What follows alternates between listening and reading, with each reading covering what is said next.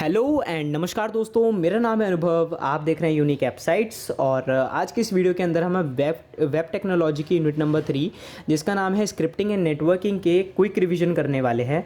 तो चलिए बिना किसी देरी के शुरू करते हैं।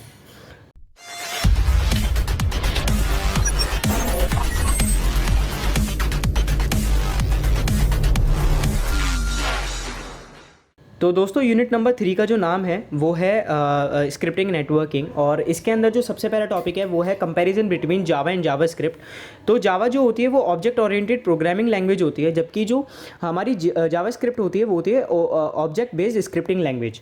फिर जो जावा होती है वो स्ट्रांगली टाइप्ड लैंग्वेज होती है और टाइप चेक्ड होते हैं इसके अंदर, मतलब जो भी हमारा कंपाइलर चेक वगैरह है वो सारे होते हैं, कंपाइलर या इंटरप्रेटर जो भी हम यूज़ करना चाहें। ये फ्लेक्सिबल होती है डेटा टाइप्स के अंदर। फिर यहाँ पे देखें तो use to create stand alone application, ये अकेली ही काफ़ी है किसी भी एप्लीकेशन को क्रिएट करने के लिए, लेकिन ये नहीं है। जो जावा वेरिएबल जो है जावा के अंदर वो डिक्लेयर किया जाता है डेटा टाइप और नेम के हिसाब से, लेकिन जेएस के अंदर कैसे किया जाता है वेरिएबल और फिर उसका नाम। तो फिर उसके बाद यहाँ पे देखते हैं एडवांटेजेस क्या है जावा स्क्रिप्ट की। तो एडवांटेजेस है सबसे पहले तो ये इंटरप्रेटेड लैंग्वेज है, दूसरा इसकी परफॉर्मेंस बहुत ज़्यादा अच्छी है, ये क्विक टू डेवलप है, ये परफॉर्म करती, ये प्लेटफॉर्म इंडिपेंडेंट है और इजी डीबगिंग एंड टेस्टिंग, इसकी जो डीबगिंग और टेस्टिंग है वो बहुत ज़्यादा आसान है। अगर हम डिसएडवांटेजेस की बात करें तो सबसे पहला है कॉमन टूल टू हैकर, ये हैकर्स के लिए कॉमन टूल है, कोई भी इसे यूज़ कर सकता है। फिर उसके बाद है use script injection to hack a site, इसके अंदर हम स्क्रिप्ट इंजेक्शन टूल को मतलब या फिर अटैक को यूज़ कर सकते हैं हैक करने के लिए किसी साइट को। JS is light but sometimes get too much slow, JavaScript जो है वो लाइट है लेकिन फिर भी कभी कभी क्या होता है वो बहुत ज़्यादा स्लो हो जाती है और कभी कभी तो ऐसा भी होता है कि जो पेजेस होते हैं वो ओवरलोड हो जाते हैं, ठीक है। फिर उसके बाद हम जंप करते हैं एजैक्स पे। एजैक्स की फुल फॉर्म क्या होती है? सबसे पहले ए का मतलब है एसिंक्रोनस, जे का मतलब है जावा स्क्रिप्ट, ए का मतलब एंड और एक्स का मतलब एक्सएमएल, ठीक है। Asynchronous JavaScript and XML. इसके अंदर हम देखें तो set of web development techniques to create better faster interactive web applications. इसे क्यों यूज़ किया जाता है? क्योंकि ये सेट इसके अंदर एक सेट है वेब डेवलपमेंट टेक्निक्स का जो कि आपको बेटर फास्टर और इंटरैक्टिव वेब एप्लीकेशंस बनाने में हेल्प करता है।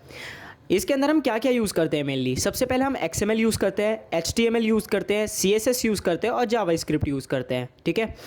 ये अलाउ करती है allow more than one thing to happen at same time, ये एक से एक या एक से ज़्यादा चीज़ों को भी एक साथ होने के लिए अलाउ करती है। फिर उसके बाद हम जंप करते हैं नेक्स्ट इस पे एडवांटेजेस पे। एजैक्स के एडवांटेजेस क्या होते हैं? सबसे पहले ये बेटर इंटरएक्टिविटी, इसकी जो इंटरएक्टिविटी होती है वो बहुत ज़्यादा बेटर होती है बिटवीन यूज़र एंड वेबसाइट। एक तरीके से हम इंटरैक्टिव भी बोल सकते हैं इसको। तो यूज़र और वेबसाइट के बीच में बहुत ज़्यादा इंटरैक्टिवनेस क्रिएट करती है ये इजी नेविगेशन प्रोवाइड करती है, मतलब आसान होता है इसे यूज़ करना। ये कॉम्पैक्ट होती है, छोटी होती है, इसके अंदर एक सिंगल यूज़र बहुत सारे मल्टीपर्पसेस चीज़ कर सकता है और इसकी एप्लीकेशन साइज़ जो होती है वो भी बहुत छोटी होती है। फिर आते हैं बैक्ड बाय रेप्यूटेटेड ऐप्स, इसको बहुत ज़्यादा जो सपोर्ट मिला हुआ है वो रेप्यूटेटेड एप्लीकेशंस का मिला हुआ है। जैसे यहाँ पे एक एग्जांपल है गूगल मैप्स का, ठीक है। गूगल मैप्स जो है इसको सपोर्ट करते हैं। फिर हम करते हैं नेक्स्ट टॉपिक पे। नेक्स्ट टॉपिक का नाम है working of Ajax. Working of Ajax के अंदर क्या होता है? सबसे पहले हम इसका आर्किटेक्चर देख लेते हैं। तो आर्किटेक्चर के अंदर सबसे पहले ब्राउज़र होता है। ब्राउज़र के अंदर दो टाइप की चीज़ें होती है, एक होता है XHR का मतलब होता है XML HTTP रिक्वेस्ट, इसको मैंने समराइज्ड वे में लिख दिया जिससे आप आसानी से याद कर सको। XML HTTP रिक्वेस्ट, ठीक है। इसके अंदर एक होता है कॉल बैक फंक्शन होता है और यहाँ पे होते हैं प्रेजेंटेशन और यहाँ पे होता है वेब सर्वर जिसके अंदर होता है बिजनेस लॉजिक इम्प्लीमेंटेशन और इसके अंदर भी HTTP सर्वलेट और ये सारी चीज़ें हम यूज़ करते हैं। फिर उसके नीचे होता है डेटा स्टोर जहाँ पे सारा का सारा जो होता है वो हमारा डेटा स्टोर किया जाता है। अब इसकी वर्किंग देखते हैं। अब यहाँ पे दोस्तों मैंने यहाँ पे नंबरिंग करी हुई है, नंबरिंग किस टाइप से करी हुई है? ये नंबर 1 फंक्शन है जावा JS call, HTTP request number 2 पे है, ये जो डेटा एक्सचेंज हो रहा है ये नंबर 3 पर है, ये डेटा 4 पर है, ये XML जो डेटा जा रहा है ये 5 और ये last HTML data HTML and CSS data जो ट्रांसफ़र हुआ है प्रेजेंटेशन के लिए। तो अब देखते हैं वर्किंग कैसे होती है। तो सबसे पहले जो XML HTTP रिक्वेस्ट है, object play important role AJAX communication with server. जो XML ये जो है XHR, ये एक बहुत इंपॉर्टेंट रोल प्ले करता है एजेक्स कम्युनिकेशन के लिए विद द सर्वर, ठीक है, क्योंकि वेब सर्वर है तो इसके साथ कौन हेल्प कर रहा है सबसे ज़्यादा, XHR कर रहा है, क्योंकि जो HTTP रिक्वेस्ट जा रही है वो भी इसके थ्रू ही जा रही है और जो XML डेटा रिसीव हो रहा है वो भी इसी के थ्रू हो रहा है। फिर हम देखते हैं तो आगे आता है user send request to JS call goes to XHR। जो हमारा यूज़र है वो जैसे ही रिक्वेस्ट सेंड करता है JS कॉल के थ्रू वो जाती है किसके पास जाती है, XHR के पास जाती है, ठीक है। ये एरोज ध्यान से देखिएगा, XHR के पास गई है ना कि कॉल बैक के पास गई है, ठीक है, XHR के पास गई है। फिर उसके बाद क्या होगा, HTTP request send to server.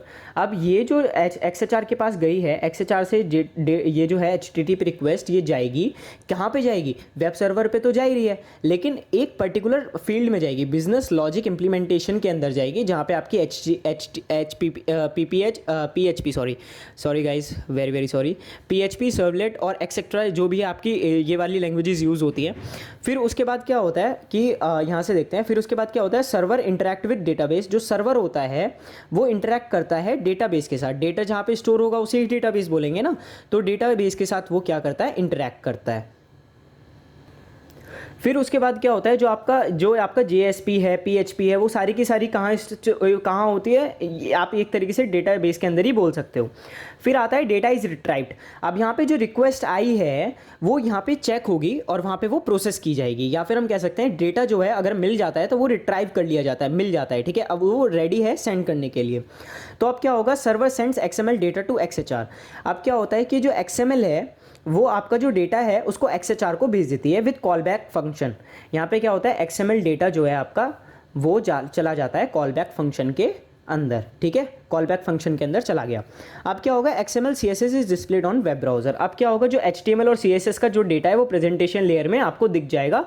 यह आपका हो गया वर्किंग ऑफ एजेक्स, ठीक है, ज़्यादा मुश्किल नहीं था, आसान था। फिर हम आते हैं इस यूनिट के लास्ट टॉपिक पर जिसका नाम है IP एड्रेसिंग। IP एड्रेसिंग के अंदर क्या होता है, नेटवर्क लेयर एड्रेस होता है। ये नेटवर्क लेयर एड्रेस, ये एड्रेस प्रोवाइड करता है किसी भी नेटवर्क लेयर के अंदर किसी भी डिवाइस को। ये uniquely identify each computer on network. ये जो हमारा कंप्यूटर होता है कोई भी है उसको यूनिकली आइडेंटिफाई करने के लिए एक यूनिक एड्रेस पकड़ा देता है। फिर उसके बाद हम आगे देखते हैं तो आगे आता है TCP/IP host identify by logic IP address. जो TCP/IP होस्ट होता है वो आइडेंटिफाई करता है लॉजिकल IP की हेल्प से, ठीक है, लॉजिकल IP प्रोवाइड कर देता है जिससे वो इजीली हो जाता है आइडेंटिफाई करना। Unique IP require for each host and network that usage TCP/IP। मतलब जो भी आपके नेटवर्क से कनेक्टेड होगा, चाहे वो होस्ट हो चाहे वो नेटवर्क हो, कोई भी हो, ठीक है, उसको क्या चाहिए, एक यूनिक IP मिलती है या फिर चाहिए होती है आइडेंटिफिकेशन के लिए। आइडेंटिफाई सिस्टम लोकेशन, आप इसकी हेल्प से सिस्टम की जो लोकेशन है उसको भी आइडेंटिफाई कर सकते हो। IP contain network IP and host IP। जो IP एड्रेस होता है, IP एड्रेसिंग बोल सकते हैं उसको, कंटेन करती है नेटवर्क IP को और होस्ट IP को, ठीक है। फिर हम आगे जंप करते हैं तो आती है क्लासिफिकेशंस। क्लासिफिकेशंस क्या क्या होती है, class A, class B, class C, class D, class C। अब ये जो क्लासेस के ऊपर डिपेंडेंट है, ये है कि एक तरीके से ये कहाँ यूज़ करते हैं, ठीक है, आइडेंटिफिकेशन के लिए। तो सबसे पहले क्लास A जो है वो असाइन की जाती है नेटवर्क विद लार्ज होस्ट, जिसके अंदर लार्ज होस्ट होते हैं, ठीक है।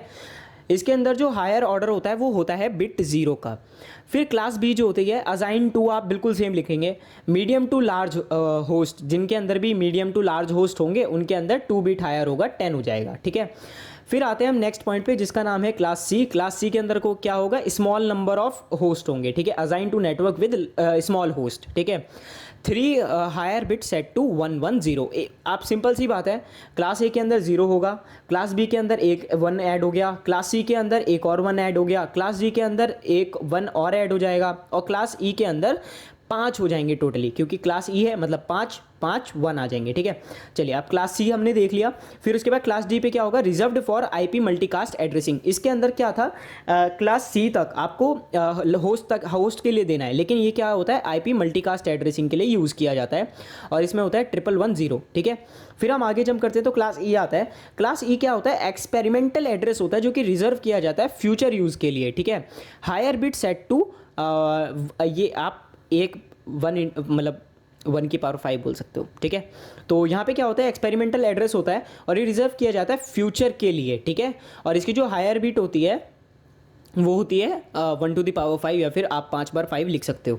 तो दोस्तों ये थी unit number 3 scripting and networking का क्विक रिवीजन।